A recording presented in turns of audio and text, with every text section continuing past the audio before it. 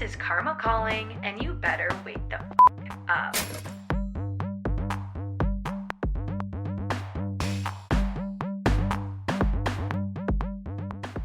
Welcome back to the podcast, Karma is Calling. I am your host, Lauren, and today we got a solo episode for you guys. I'm really excited for this episode because I actually feel confident, and that is so much inner work that I have done to be on here feeling confident. So I'm really proud of myself, but honestly, I've been avoiding solo episodes since I've launched this podcast. Being solo, I was just like my worst critic, that people wouldn't like what I have to say or I'd embarrass myself, all those thoughts that kept me really stagnant and in the same spot. And that it was kind of my comfort zone to have people on here to feed ideas off of, bounce off of, right? And I obviously am going to continue to do interviews. I love interviews and I love when Charles is here. But I knew that it was time for me to be vulnerable and to share my voice, because in astrology, Black Moon Lilith, the point of our chart is like our deep repressed fears is in Gemini, my voice. So I thought, you know what? It's time. And why else I'm doing it is I was listening to this lady talk about the chakra systems. And she's talking about the solar plex and how, that's our identity, that's our self-confidence. And the way we strengthen that is putting yourself out there in this world, showing people who you are, showing your people your light and how you shine. And so again, I was like, all right, all signs are leading. It's time for a solo episode. And Lord, do I have stuff to share? If you listen to my last podcast, you know I'm pregnant. And so in this episode specifically, I really want to focus and highlight the journey of my spirituality over the last year, how the hardships of my miscarriages have led me to where I am today, how much more ready I am to be pregnant right now. I'm going to talk about the first trimester, how difficult that was on an anxiety level, on an intrusive thought level, on an exhaustion level, and how I feel like nature does that on purpose, on a spiritual lens, once again, with the feminine and masculine energies. We're going to dive into that. And then at the very end of the episode, I am going to give some updates on astrology. There's a lot coming down the pipe with energy over the next few months until the end of the year. And I just really want to highlight that. And so we can kind of keep up to date with things in the media and things happening, so you guys are prepared as well. So what's crazy is I was just sitting here thinking about it. Literally exactly a year ago is when this all began. My first pregnancy was at the end of May last year. At that time, I did not know that that was a catalyst into my own spiritual journey, Charles's spiritual journey, to lead us to where we are now. But the first pregnancy in and itself taught me the lesson of learning to trust the hardships. And that when you have a hardship, when you go through trauma, when you go through something really difficult, if you can move through it, don't escape it, don't avoid it, don't ignore it. If you can face it head on and move through the pain, move through that experience, is when you alchemize it into power. And that is what I learned from this experience. So basically, I don't really remember how much I've shared about this, but basically I got pregnant accidentally because I got my IUD removed and whoops, didn't know you weren't supposed to have sex before then. And we were not in a financial or an emotional state for that. We were about to get married like 3 months later. He was unemployed. We were basically going broke, right? Like it just was not the time. We lived in a house with mold and rats. But when we found out I was pregnant, a full just experience came over me and was like, I will do anything and everything to make sure that this baby lives a healthy life. And part of that was moving. We knew that we needed to move out of Seattle into more of a homey environment, into a more slow-paced environment of the values that we want to raise our kid around. And so I just had this voice in my head that said Vancouver, Washington. Never once in my life have I looked at Vancouver. I've never even been to Vancouver, but I just Googled it. I followed that voice. And the house we live in now popped up. And I was like, this is beautiful. I sent it to Charles. He's like, what the hell? I want to live there. Like, where is that? And so we booked a tour. And I was only pregnant for about a week. Okay. So this happened in the beginning of that week. We're really fast movers here. We schedule a tour. Now, 24 hours before that tour is when I started spotting. And the doctor was like, oh, we don't really know if it's a miscarriage yet. It's just spotting. It could be normal. Just like hang in there. And I was like, okay. But I kind of knew something was off, right? Well, my sign with the universe is butterflies. So when a butterfly comes to me, I know that I need to be paying attention to something. And as the day went on, butterflies like kept coming to me at my window. And I was like, okay, I trust that whatever's happening is meant to be.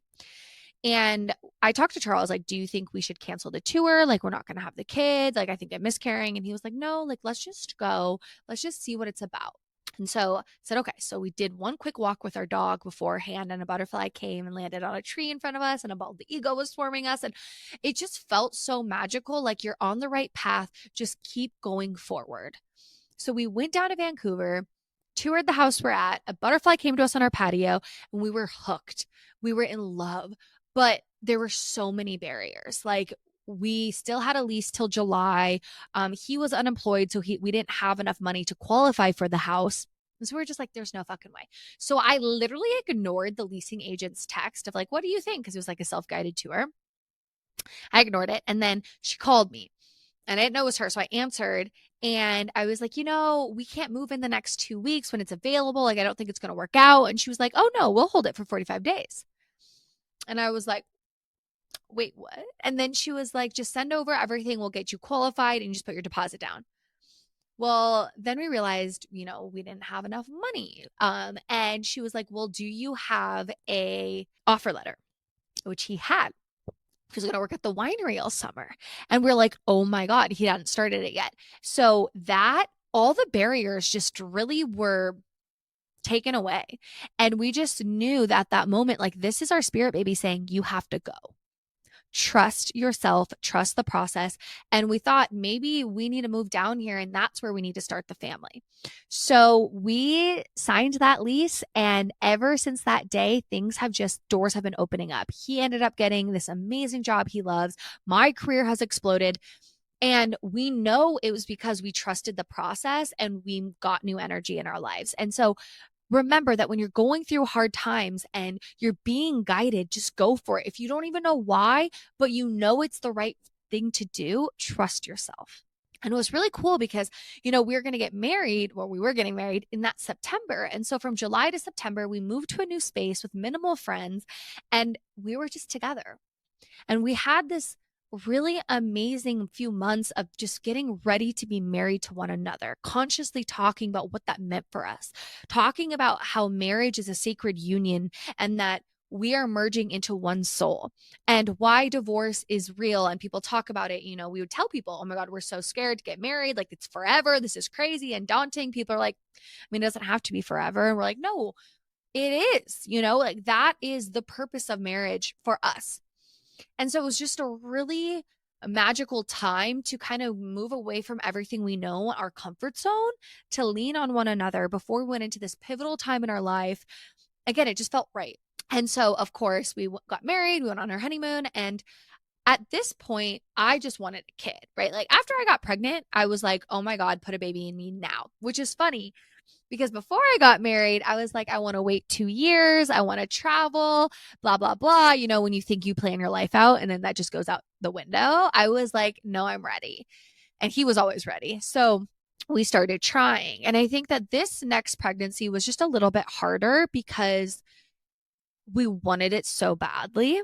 So there was a little bit more of an attachment to it. Well, there was a lot more of an attachment to it. And basically what happened was, I made it to 6.5, 7 weeks. And this was the lesson of you can't control shit, right? Like, we think we control things in our lives, but that's the ego. You don't actually control anything. Our soul has a plan, spirit has a plan, but we like to think we do. And it's fine that it's a defense mechanism, it's a coping mechanism, but this taught me that you actually don't. And for my perspective, it was really needed because I had to lean so far into my spirituality, not to spiritually bypass my miscarriage and the feelings of grief, but to move through them. Charles was my mirror in that moment of like, what do you believe? How can you lean into that? How can you trust right now that there's a timeline, and when the baby's ready, when we're ready, it will come. And that brought him closer to his spirituality. It brought us closer as a couple, but it really did let me just have full acceptance. And it's really funny because I'm not someone to shy away from talking, like, I'll share about my experience. And I would tell people what I was going through, and everyone would get really uncomfortable. And I'd be like, no, like, I want to talk about it. It's okay. It's okay to talk about grief. It's okay to talk about the hard times. And so it was really cool just to kind of incorporate and share how much these miscarriages have changed us on a soul level and how spiritual they actually were for us. And when we actually got pregnant, it was so magical. And that's why I want to tell my conception story, because I've been working with spirit for about 4 years, 5 years now. And I don't tell a lot of my magical stories because they're really personal. And, I know a lot of people don't really believe it, or they're just like, oh, whatever. So, I just do my own thing. But I feel like it's time to share the magic of the universe so more people can feel like they can be connected in that way. Because when you live a life in alignment and when you're grounded in whatever your spiritual practice is, and you understand that there's magic happening around us at all times and that spirit is sending us signs at all times, it's such a fun life to live. You're in awe constantly. And so I miscarried December through January, and then my birthday is February 12th. And every year I get a reading from an intuitive, a psychic. And I've been going to the same person, Kiki. Their name is Opulent Witch. Highly recommend. And this reading was so powerful. So it was Wednesday.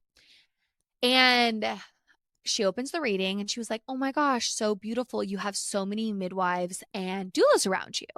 And I just thought it was for what I was going through. And I thought that was really special that the other side was like supporting me and holding me through this time. And she was like, whoa, your spirit baby's present, which I was so excited about. And she started to say what she was seeing from the spirit baby. And so this is where it gets really odd. So basically, if you don't know what a spirit baby is, let me just back up there.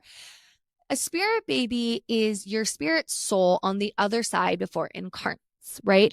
A lot of us have contracts with souls, and they kind of, when they're ready to come into your consciousness or into earth, they'll start orbiting you. They want to get to know your life. They want to get to know, your partner. Either like you have a spirit baby, your partner has a spirit baby, or you create one together. There are mediums that can channel them. So actually in June, I'm doing an actual baby intuitive reading, and I'm so excited to share about that. But so psychics can channel them when they come through. And so she said, okay, your baby's here.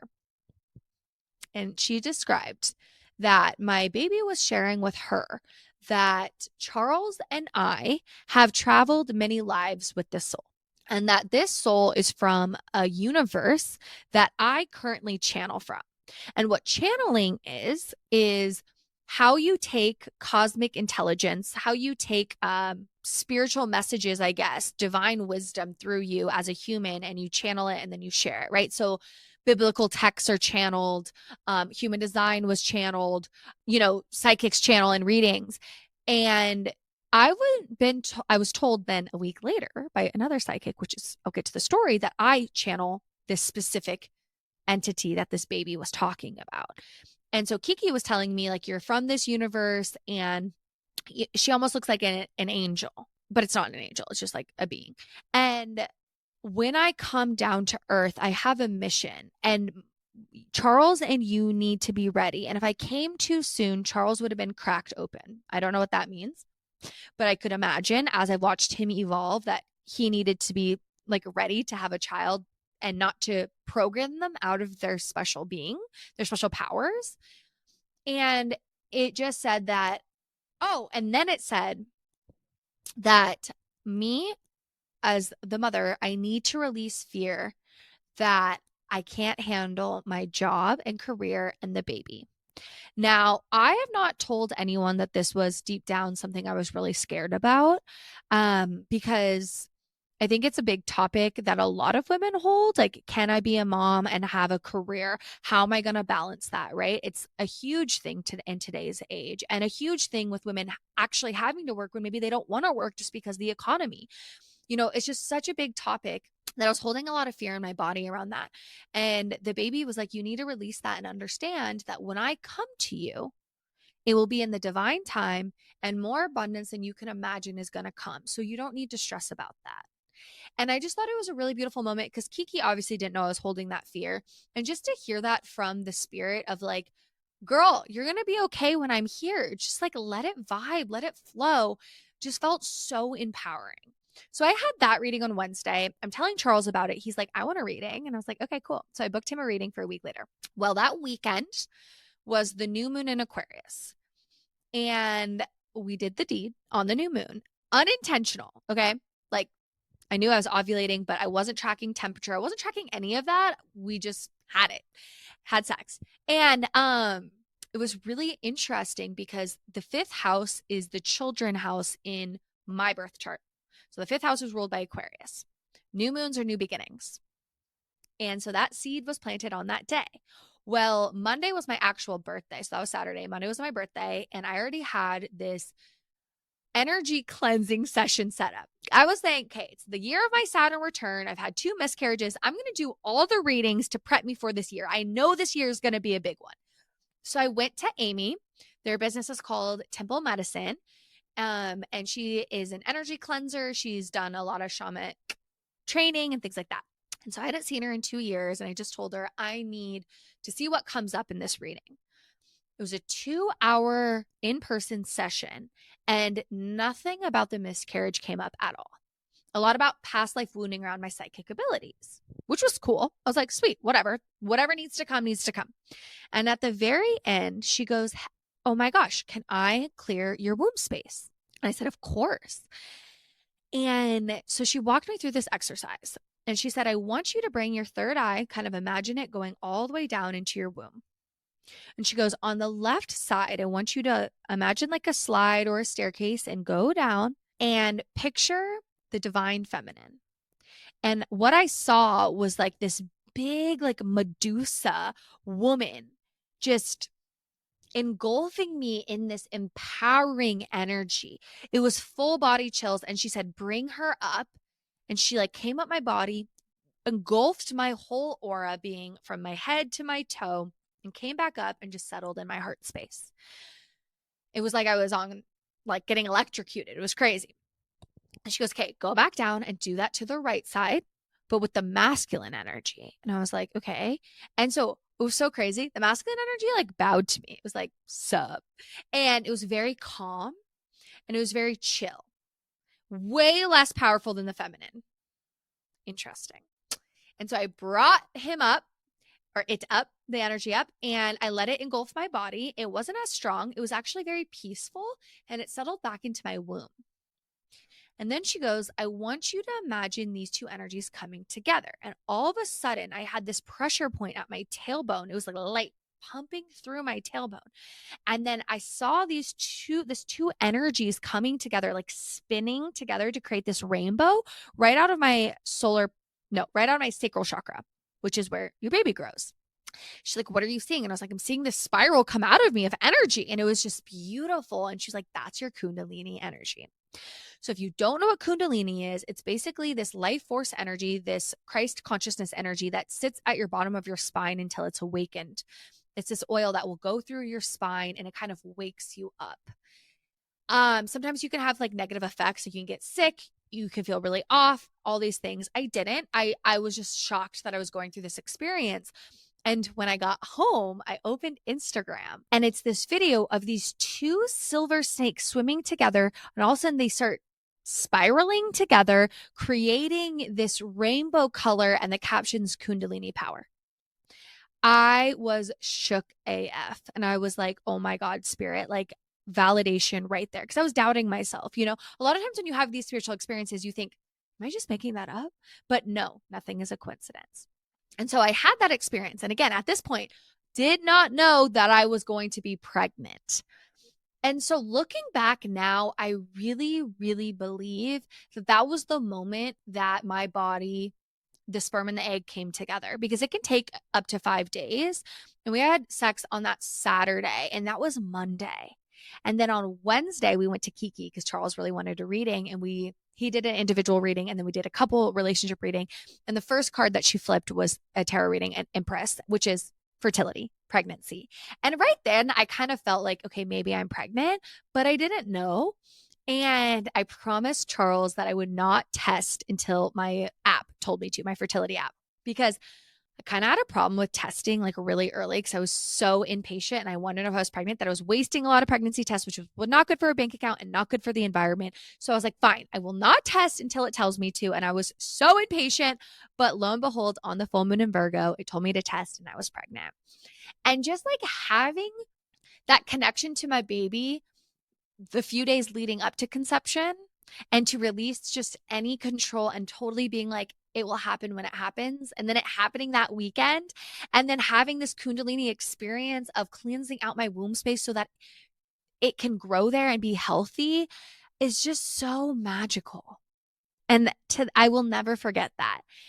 And I have never made it past 6.5 weeks pregnant. So where my other pregnancies, I was so tired, but I wasn't, filling my body. I was smoking weed a lot. At this point for the third pregnancy, I was completely sober. I was on all the prenatals I needed to be. I was eating super healthy because I really want it to be viable, right? So I was planning for pregnancy before I actually got pregnant. So I felt really good for the most part, which is why I was kind of surprised I was pregnant because I didn't feel the symptoms I did previously. And I was feeling really good and I was pushing myself in work and my business was growing. But the moment I got pregnant, fear really crept in because of those 2 miscarriages, right? It was just this constant, every time I felt something in my body, I was like, oh my God, am I miscarrying? Is it still in there? And to this day, I still have to think like, are you still in there? Is your heart still beating? And that's really from the trauma from my miscarriages. And as much as I've tried to release that, it's still definitely present. And my heart goes out to moms who go through multiple in a row, and it's just really hard. And so I had that anxiety. Well, that anxiety started to fuel other anxieties. Okay. So I started getting really tired, but it wasn't just the exhaustion that overtook me. It was these negative thoughts I started having because I worked so hard for my business and I just could not create content anymore. I didn't want to post on TikTok, but my TikTok was growing. It was like not the time to stop posting, but I was forcing myself to do it. I was so tired. I felt like a failure. And these thoughts were just spiraling because of the program around productivity. But what I was really actually learning in this moment was masculine energy versus feminine energy, the law of gender. Masculine energy at its core is the energy that we go and take action with. Okay. It's the protector. It's the one that wants to get things done, the doer. Where the feminine energy is the being, it's the creator. It wants to be grounded and to be still and to create. And then masculine takes whatever you create and put it out there, right? Well, when you're pregnant, you are so in your feminine. And because I was such a masculine human, the person always driving things forward, forcing things, when my body said, no more, you have to be all in your feminine, it was really hard for me. And my passion, I felt like, was gone. And I felt like I didn't know if I was ever going to get anything back. And that was really scary. My midwife was like, it will be back in the second trimester, just trust. And it is. But I started to have some intrusive thoughts around what would it be like when my kid came and if I was going to be a good mom and if I was going to hurt my baby, a lot of thoughts that I'm hear about in postpartum.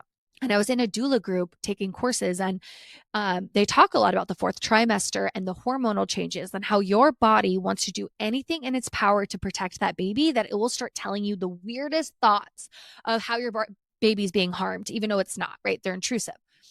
So I was experiencing that in my first trimester, which was really scary for me and also kind of scared me for postpartum.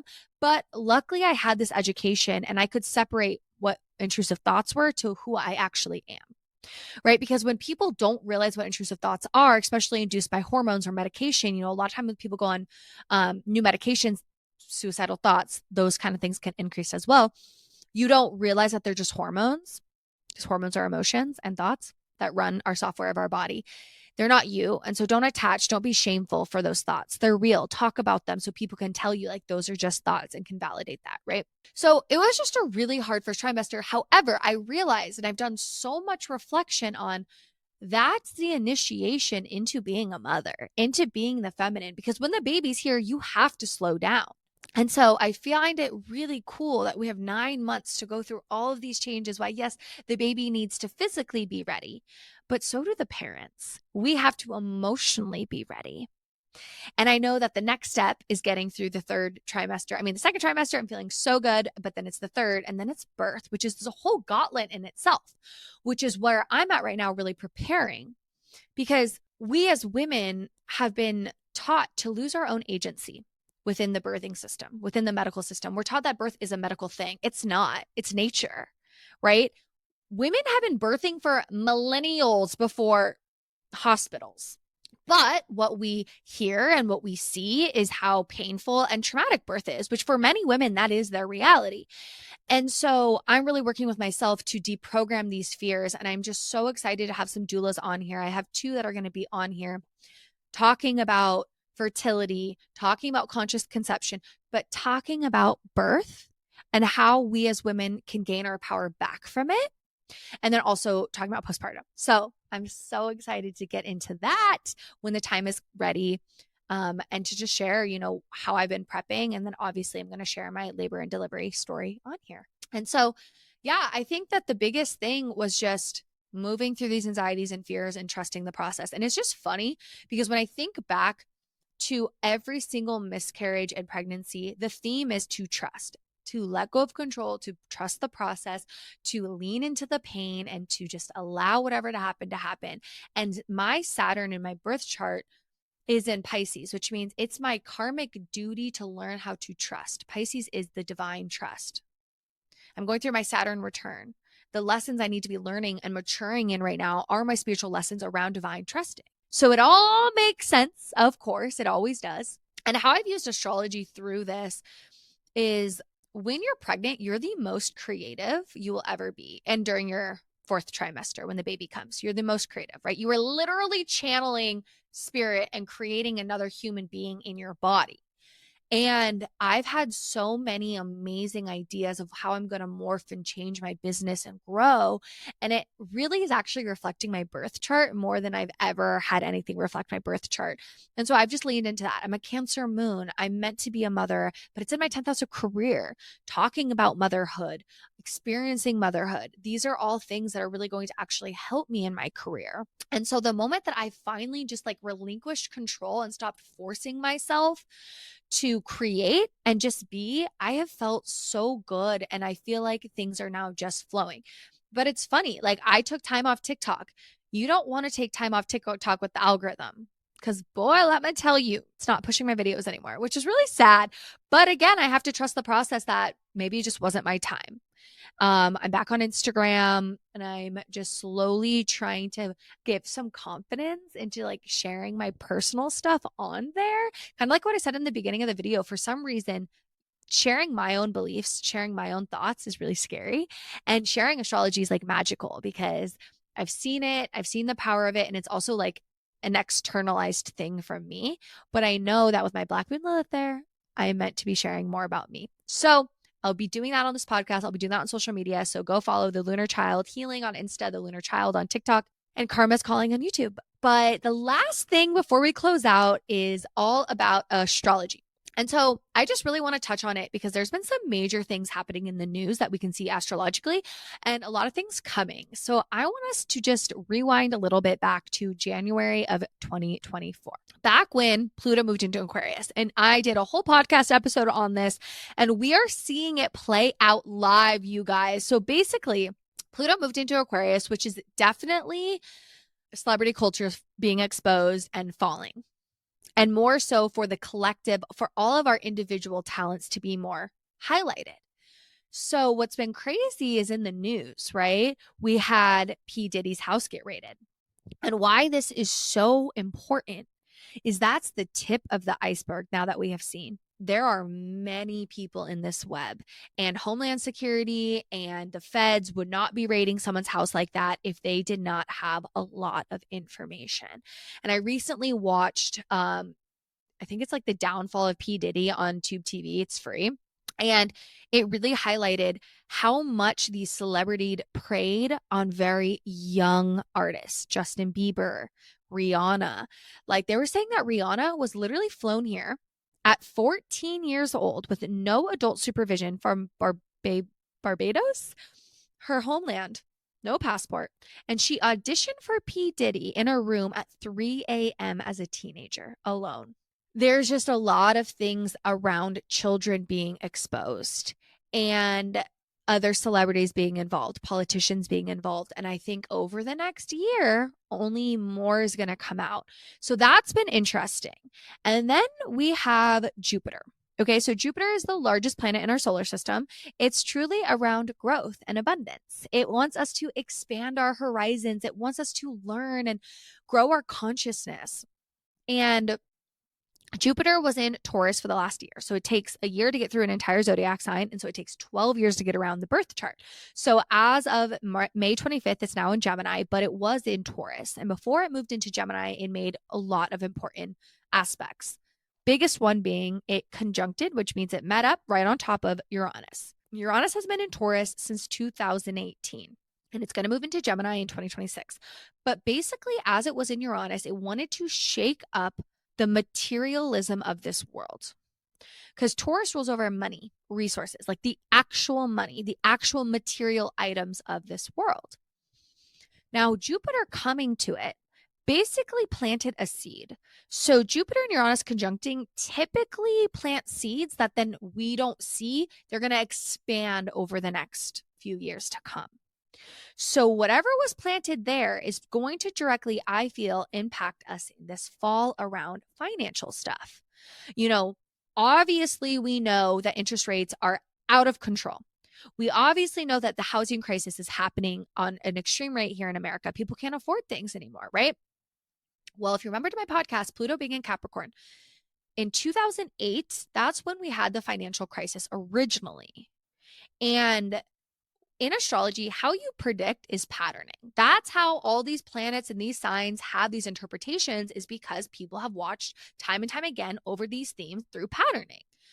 So if we track it, okay, this is the last time Pluto is going to be in Capricorn. So similar themes are probably going to arise. So we had this Jupiter-Uranus conjunction in Taurus come May. Uranus is still going to be in Taurus, and Pluto is going to be in Capricorn October and November. So we want to watch what is going to be happening to our financial system.